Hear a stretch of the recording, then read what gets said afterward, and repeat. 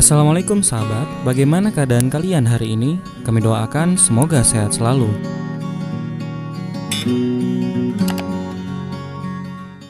Hati-hati ketidakpastian itu, mengenai ketidakpastian ini. Dan tiap hari kita selalu diingatkan, dan kalau kita baca, baik di media sosial, di media cetak, semuanya, media online, semuanya mengenai resesi global. Tahun ini sulit dan tahun depan sekali lagi saya sampaikan. Dan kita nggak tahu badai besarnya seperti apa, sekuat apa nggak bisa dikalkulasi. Luka di dalam perekonomian yang sangat berbeda sekali dengan scar akibat Global Financial Crisis 2008-2009. Atau kalau untuk Indonesia kita tambah lagi pengalaman 97-98. Yaitu financial crisis di Asia Tenggara, termasuk di negara kita. 3 ketidakpastian ini saja sudah bisa memberikan kepada Anda semua sebuah perspektif bahwa risiko saat ini is not about financial only. Walaupun ketiga sumber tadi, yaitu pandemi, climate change, dan geopolitical, semuanya akan bermuara kepada keuangan. Dari berbagai laporan yang kami lihat, kondisi geopolitik ini masih sangat berpengaruh dalam beberapa waktu ke depan dan tidak dapat kita hindari bahwa itu akan menekan dunia secara global. Harga pangan strategis masih perlu menjadi perhatian, terutama pasca penyesuaian harga BBM. Presiden Joko Widodo, Menteri Keuangan Sri Mulyani, dan Menko Maritim dan Investasi Luhut Binsar Panjaitan kompak membagikan ancaman kondisi ekonomi global yang gelap gulita. Ketiganya mengungkapkan situasi dunia yang terancam resesi bahkan krisis mengerikan dan mengancam pemulihan ekonomi Indonesia. 3 serangkai ini meminta masyarakat dan semua pihak menyiapkan diri agar tekanan yang dihadapi bisa diantisipasi lebih dini. Sebelumnya, sejumlah lembaga internasional mulai dari Bank Dunia, IMF, hingga Asian Development Bank juga telah memperingatkan risiko terjadinya krisis keuangan serta resesi global pada 2023. Meski pandemi COVID-19 sudah mereda, meletusnya perang Rusia versus Ukraina telah menyebabkan perlambatan ekonomi di sejumlah negara dengan ekonomi terbesar seperti Amerika Serikat, China, dan kawasan Eropa. Kondisi tersebut kemudian memaksa bank sentral di dunia serentak menaikkan suku bunga sebagai respon terhadap tingginya inflasi yang memicu terjadinya resesi.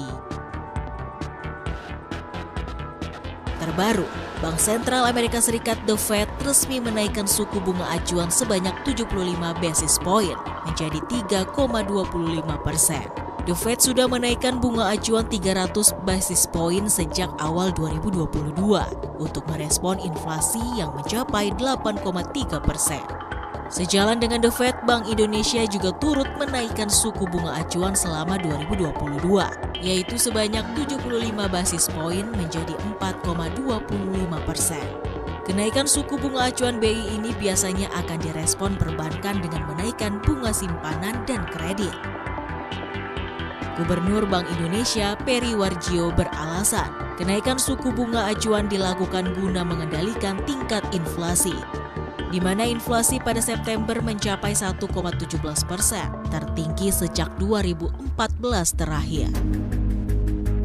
Bank Dunia sudah menyampaikan kalau bank sentral di seluruh dunia melakukan peningkatan suku bunga secara cukup ekstrim dan bersama-sama, maka dunia pasti mengalami resesi di tahun 2023. Inilah yang sekarang sedang terjadi, yaitu kenaikan suku bunga oleh bank sentral, terutama di negara-negara maju secara cukup cepat dan ekstrim, dan itu pasti akan memukul pada pertumbuhan ekonomi negara-negara tersebut. Oleh karena itu, kita juga harus antisipasi terhadap kemungkinan kinerja perekonomian dunia yang akan mengalami pelemahan akibat inflasi tinggi dan kenaikan suku bunga ini.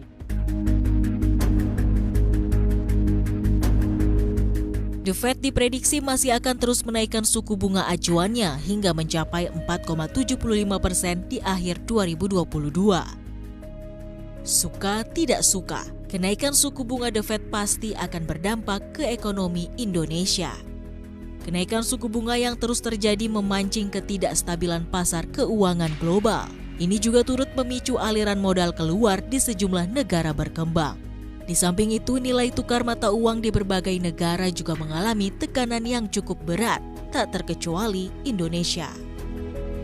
Kondisi atau ketidakpastian global di mana berbagai lembaga keuangan internasional sudah mengkonfirmasi bahwasanya tahun 2023 kondisinya gelap, ya disebut gelap.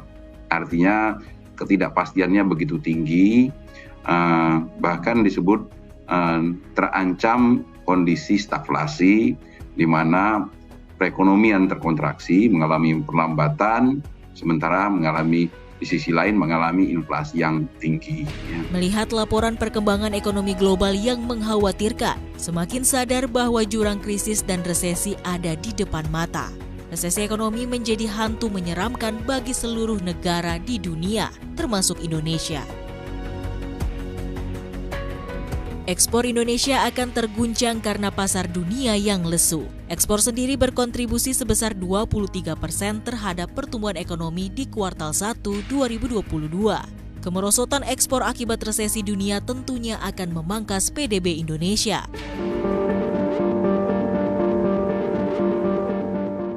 Maka saat ekspor kemudian menjadi lesu, dampaknya akan terasa bagi eksportir.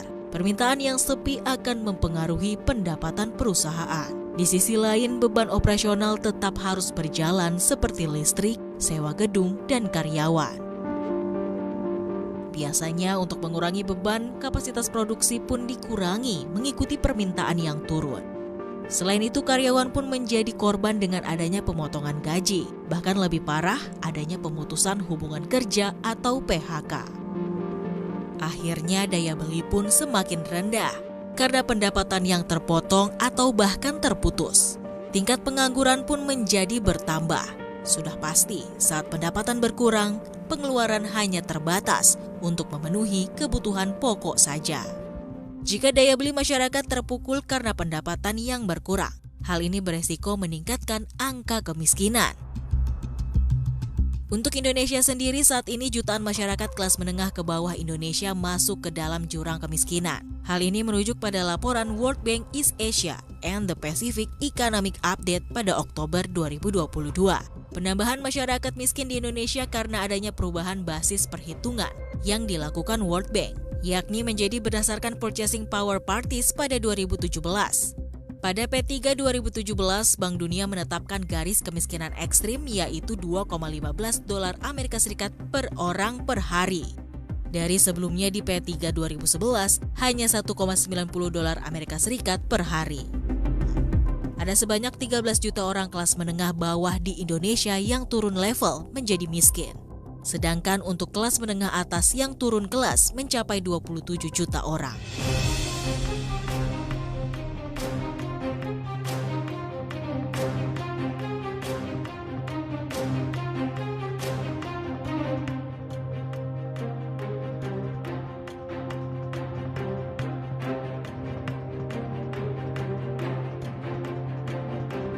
Masih banyak topik yang akan kita bahas. Silakan subscribe channel kami agar kita bisa lebih dekat dan bersama membahas berbagai topik menarik lainnya.